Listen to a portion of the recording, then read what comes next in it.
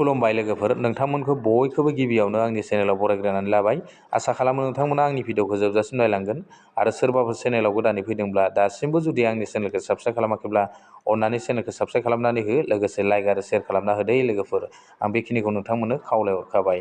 दिनै आं नोंथांमोननो मोननैसो गोदान आपडेट लानानै फैलायबाय लोगोफोर। नोंथांमोना भिडिअखौल' जोबजासिम नायलांबानो जाबाय आरो लोगोफोर। जाय बिथांमोनहा बे गेस बाहायो दै लोगोफोर, बा जोंनि न'खराव गोबां न'खरावनो गेस बाहायो, बे संग्रा गेस। बे संग्रा गेसनि बेसेना बारायबाय दे लोगोफोर। नैबेवहाय मैयानि जि 7 मार्चनिफ्राय नोंथांमोननि जि संग्रा गेसनि जि फैसा बा दाम, बे दामखौ बारायबायनो लोगोफोर। बेवहाय बेसेबांनो 14.2 केजिनि जि सिलिन्डार, बियो माने 60 थाखा खरै माने बारायबाय आरो लोगोफोर।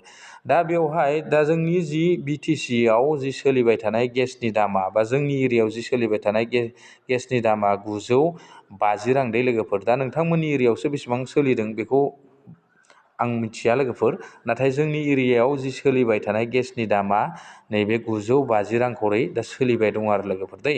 दा 950 राङै जुदि गेसनि दामा जायोब्ला, बेवहाय 60 रां बारायोब्ला बेवहाय बेसेबां जागोन लोगोफोर? नै जोंनियाव दा जोंनि जि एरियायाव एलेकायाव जोंनियाव सोलिबाय थानाय दामा जादों बेसेबां जाहैगोन लोगोफोर? नै बेखौ नायबानो जाबाय लोगोफोर। नोंथांमोना 1010 थाखा नोंथांमोनहा गेसनि दामखौ होनो नांसिगोन आरो लोगोफोर। दा संग्रा गेस बाहायनाया गोबां न'खरावनो बाहायो, नाथाय गोबां उसुबिदायाव गोलैनो गोनां जासिनो आरो लोगोफोर। माने दामा बारायनायनिफ्राय बारायगासिनो दं दे लोगोफोर। दा बियो मानि थाखाय बारायदों बेखौ भारत सरकारा बेवहाय फोरमायनानै होआखै दे लोगोफोर। नाथाय बियो जानो हागौ माने गुबुन हादरनिफ्राय बे गेसा मोनफैनायनि थाखाय, बे गुबुन हादराव गोबां दावहानि जेंनाजों भुगिनो गोनां जानायनि थाखाय जोंनि बे गेसा दाम बारायदों आरो लोगोफोर। दा नोंथांमोना बयबो मिथिबाय जोंनि संग्रा गेसनि दामा बारायबाय आरो लोगोफोर दै। दा नोंथांमोना गेस बाहायनायनि, बा जाय बिथांमोना गेस बाहायबाय दं बिथांमोना एसे आन्दाज खालामनानै गेसखौ बाहायबानो जाबाय आरो लोगोफोर। आं बेखिनिखौ नोंथांमोननो फोरमायहरखाबाय दे लोगोफोर। नैथि आपडेटआवनो दं लोगोफोर, जुदि नोंथांमोना एग्रिकालसार बा नोंथांमोना आबादारिब्ला, नोंथांमोना बेवहाय फ्रियावनो नोंथांमोनहा ट्रेक्टर मोननो हागोन दै। पावार टिलार आरो ट्रेक्टर नोंथांमोना मोननो हासिगोन एग्रिकालसार डिपार्टमेन्टनिफ्राय लोगोफोर। दा बे फर्मखौ नोंथांमोना बोरै फिलआप खालामनांगौ, लोगोसे नोंथांमोना बे फर्मखौ बबेयाव जमा हैनो नांगौ, बेखौ आं लोगोफोर नोंथांमोननो फोरमायहरगोन आरो बेनि लास्ट डेटआ माब्ला बेखौबो आं नोंथांमोननो फोरमायहरगोन दे लोगोफोर। गिबियावनो नोंथांमोननो आं नैबे फर्मखौ दिन्थिबाय लोगोफोर, आरो बे फर्मखौ जुदि नोंथांमोननो नांगौबा आंनि भिडिअनि डिसक्रिपसनाव बेनि फर्मखौ लिंकखौ होनानै दोनदों लोगोफोर। नोंथांमोना बेवहाय थांनानै फर्मखौ लाहैनो हागोन आरो लोगोफोर दै। दा गिबियावनो जुदि नोंथांमोना बे फर्मखौ फिलआप खालामनो थाखाय दै लोगोफोर, नै आं नोंथांमोननो खोन्थाहरग्रोनोसै। गिबियावनो नोंथांनि नाम आरो नोंथांनि जि फादारनि नाम बेखौ बेवहाय होदो। बेनिफ्राय नोंथांनि भिलेज नामखौ बेवहाय होबानो जाबाय, पस्ट अफिस आरो नोंथांनि जि डिस्ट्रिक्ट, बे डिस्ट्रिक्टखौबो नोंथांमोना नैबेयावहाय होबानो जाबाय। नैबेयाव नोंथांनि फन नाम्बार।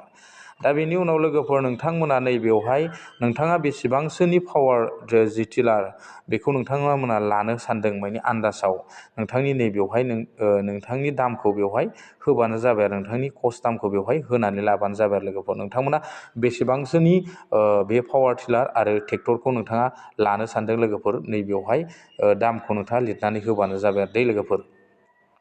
बेनि उनाव नोंथांमोना नैबे गाहायाव दंबावोना, नैबे गाहायनिखौ नायबानो जाबाय लोगोफोर। नोंथांमोना नैबे गाहायाव नोंथांनि जि दाम बेखौ नैबेयावहाय होबानो जाबाय। नोंथांनि एक्जेक्टलि मायबा मोनसे दामखौ नोंथाङा नैबेयावहाय होनानै होबानो जाबाय दे लोगोफोर। बेनि उनाव नोंथाङा नैबेयावहाय नोंथांनि ब्लकनि नामखौ होदो, बेनिफ्राय डिस्ट्रिक्टखौ होबानो जाबाय। लोगोसे नोंथांमोनहा नैबेयावहाय मा लिरनो नांगोन, नोंथांमोना नैबेयाव डिपुटि डाइरेक्टर अफ एग्रिकालसार, नैबेयावहाय नोंथाङा नोंथांनि जि जायगायाव होनाय जागोन दै, बेवहाय नोंथाङा बेनि जि एरिया एलेखा बेखौ नैबेयावहाय होबानो जाबाय दे लोगोफोर। नैबेयावहाय नोंथाङा बेनिफ्राय नैबेयावहाय दं नोंथांनि सार्कोलखौ होदो, डिस्ट्रिक्टखौ होदो। बेनिफ्राय नोंथाङा साबजेक्ट मेटार, नोंथाङा जायखिया मायबा मोनसे मावनायनि सायाव नैबेयाव साबजेक्ट मेटार लिरनानै होबानो जाबाय दे लोगोफोर। बेनि उनाव नैबेवहाय ब्लकखौ लिरनानै होबानो जाबाय लोगोफोर। बेखिनिखौ फिलआप खालामखांनायनि उनाव लोगोफोर नोंथांमोनहा बे जि फर्म, बे फ्रि ट्रेक्टरनि जि पावार टिलारनि जि फर्म, बे फर्मखौ नोंथांमोना बबेयाव हैनांगौ बेखौथ' गोबाङानो मिथिनाय नङा। दा बेखौ आं नोंथांमोननो फोरमायहरखानोसै, आरो गोबाङानो कमेन्ट्स खालामनानै सोंहरखागोन आं बेखौ मिथिखागौ लोगोफोर, बेखायनो नोंथांमोननो आं दिनै फोरमायहरखानोसै बेखौ बबेयाव हैनो नांगौ।